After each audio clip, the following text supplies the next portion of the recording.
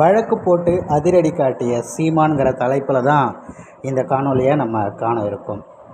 கடந்த சில தினங்களாக பார்த்திங்கன்னா பாஜகவை சார்ந்த திருச்சி சூர்யா அப்படிங்கிற ஒரு நபர் பல ஊடகங்களில் நேர்காணல் கொடுக்குறேன் அப்படிங்கிற பேரில் அவதூறுகளை அள்ளி வீசிக்கிட்டு இருக்காரு.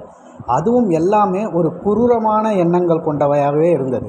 குறிப்பிட்டு சொல்லணும் அப்படின்னா, ஒரு தனிப்பட்ட நபருடைய வாழ்வியலை பற்றி ரொம்பவும் கொச்சையாக அவர் அந்த கேரக்டரை போட்டு கேவலப்படுத்துவதுங்கிற வேலையை தொடர்ச்சியாக பார்த்துக்கிட்டு இருந்தார்.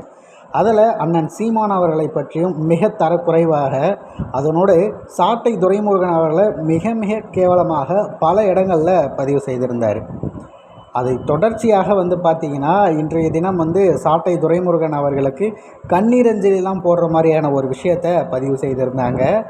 அது மட்டும் இல்லாமல் ஊர்வலமாக கூட்டுட்டு போகிறோம் அப்படிங்கிற மாதிரி, அதான் நீங்கள் அந்த படத்தை தான் பார்த்துட்ருக்கீங்க. இந்த அளவுக்கு ஒரு கேவலமான எண்ணம் கொண்ட அந்த பாஜகவை சேர்ந்த நபர்கள்லாம் என்ன மாதிரியான பிறவிகள் அப்படின்னு வைக்கிறதே தெரியல. ஆனால் எல்லா முறையும் பொறுத்து போகிற அந்த நாம் தமிழர் கட்சியும் அவர்களுடைய மாண்பும் இந்த முறையும் அப்படியே போயிருமோ அப்படிங்கிற ஒரு கோபம் நமக்கு இருந்தது. ஆனால் அந்த கோபத்தை தணிய வைக்கும் விதமாக சாட்டை துரைமுருகன் ஒரு நிகழ்வு செய்திருக்காரு. அண்ணன் சீமான் அவர்களுக்கும் இந்த நிகழ்வு தெரியாமல் இருக்க வாய்ப்பில்லை. என்னை பற்றியும் அண்ணன் சீமான் அவர்களை பற்றியும் அவதூறு பரப்பிய பாஜகவை சார்ந்த திருச்சி சூர்யா மீது காவல்துறையில் புகார் அளிக்கப்பட்டுள்ளது அப்படின்ற ஒரு மகிழ்வான செய்தியை சாட்டை துரைமுருகன் அவர்கள் பதிவு செய்திருக்காரு எக்ஸ் வலைதளத்தில்.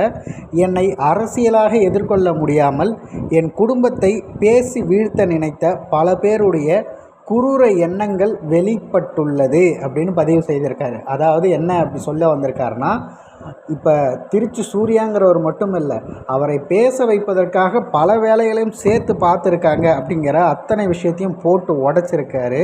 ஸோ இந்த விஷயத்தை பார்க்கும்போது என்ன தெரியுது அப்படின்னா, தமிழ்நாட்டில் ஒரு சரியான அரசியல் அப்படிங்கிறத முன்னெடுக்கணும் அப்படின்னா அதற்கு எந்த அளவுக்கு மோசமாக இறங்கி இந்த ஆரிய கூட்டமும் திராவிட கூட்டமும் வேலை செய்யும் அப்படிங்கிறது இதன் மூலயமாக தெரிய வருது.